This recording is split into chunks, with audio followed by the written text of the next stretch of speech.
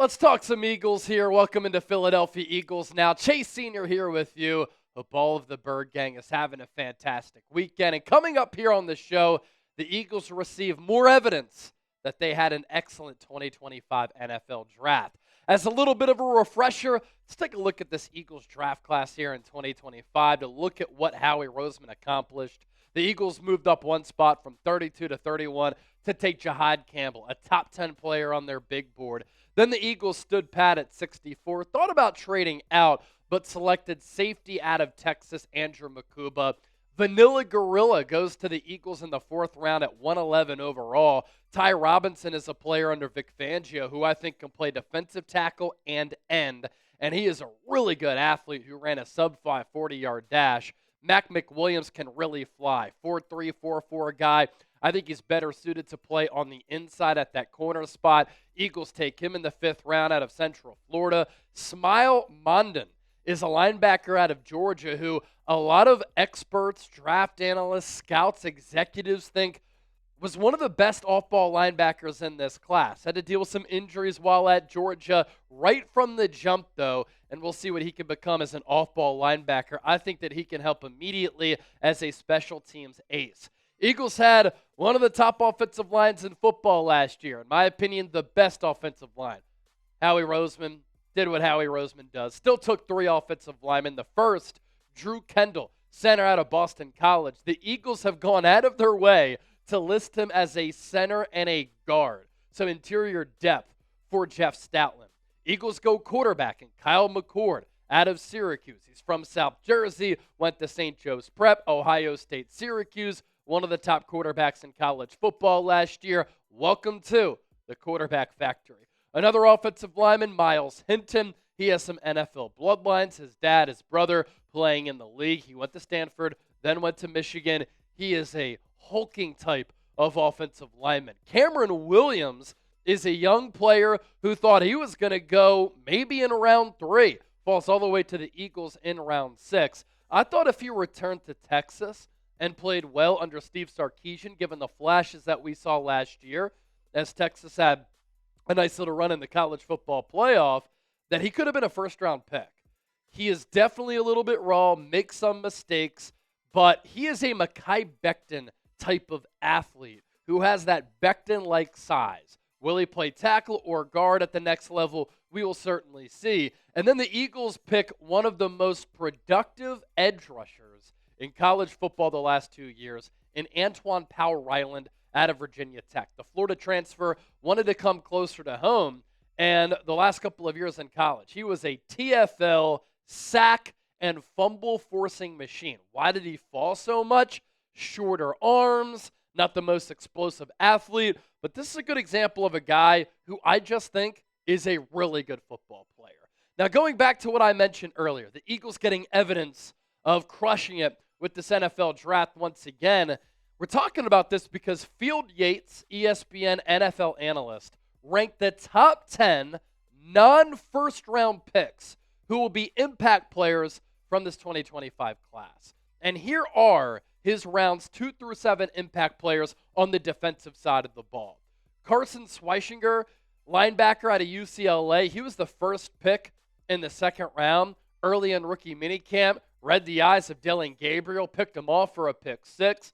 Nick Emanwori, safety out of South Carolina, went to the Seahawks. He earned a perfect 10 on the relative athletic score. Will Johnson would have been a first-round pick but had a lot of injury concerns. He went to the Cardinals and Jonathan Gannon in round 2. Demetrius Knight, linebacker to the Bengals. Nick Martin, linebacker to the Niners. J.T. Tuimoloau, edge rusher out of Ohio State. Some people were talking about him a couple of years ago as a top 5 pick. So Indy gets him in the second round.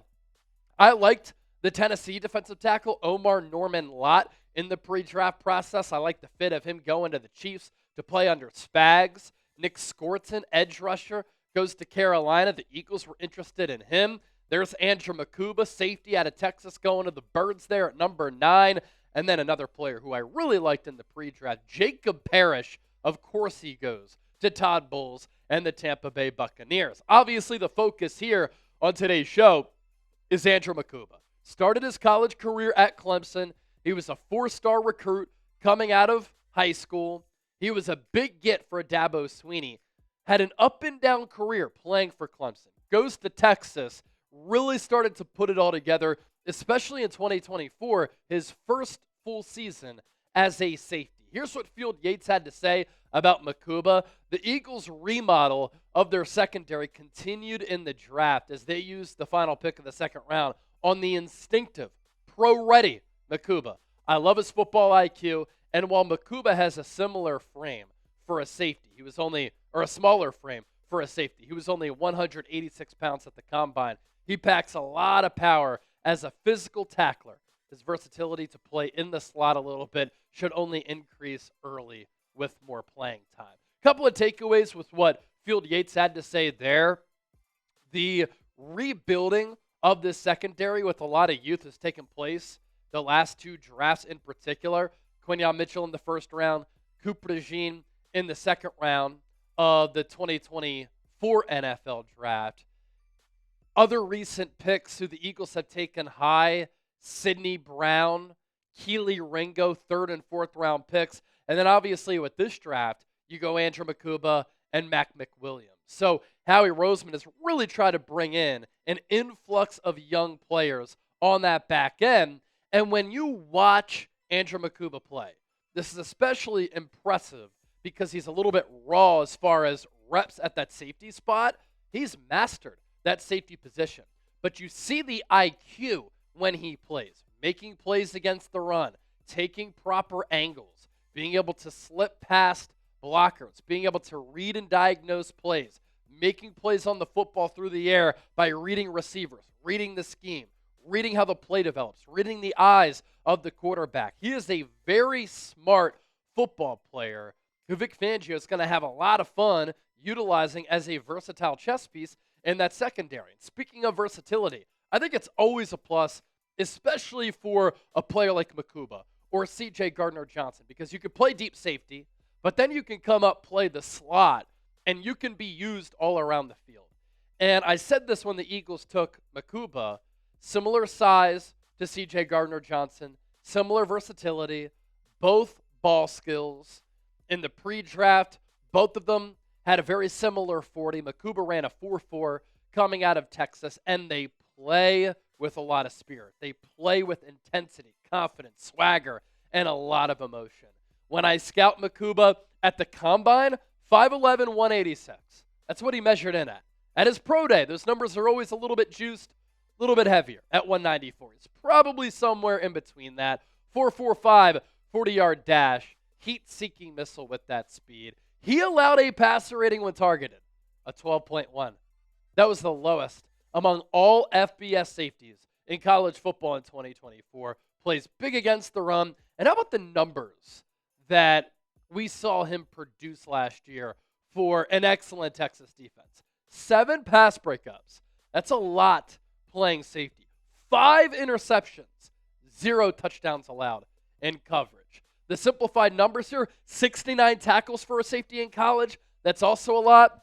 I know a lot of you will love that 69 number. 4 TFLs, that's the ability to make plays in the backfield. The PBU numbers, 12 with 5 interceptions. So depending on which database you look at, whether it be Pro Football Focus or Pro Football Reference or College Reference in this case, sometimes the PBU and passes defended numbers are a little bit bigger depending on the database. Either way, those numbers are fantastic, and he was targeted 23 times. He only gave up 10 catches for 74 yards. No TDs. A quarterback rating when targeted of 12.1. So he didn't allow explosive plays on that back end either. As I noted, started his college career at Clemson, and you certainly saw the makings of a really good player there. 7 PBUs his first year, 4 in a second, 6 in 2023. Been a pretty durable player throughout his career as well, and then he really put it all together in that 2024 campaign as Texas had one of their best seasons in recent memory. And going back to that number, lowest passer rating when targeted among FBS safeties. I think that's impressive because that's him playing deep safety, that latter third of the field, but that's coming up to play nickel as well. So you're defending developing passes downfield, but you're having to guard the early portions of routes out of the slot sometimes. His relative athletic score, not that great because of the size, 5'11", 186 at the NFL Combine. But what's in the green there, what's elite, is that speed, the 4.45 40-yard dash, and then a very good 20-yard split. And Makuba is going to have an opportunity to start at safety alongside Reed Blankenship. Congratulations to Reed and Cooper DeJean for launching the exciting Mike's podcast.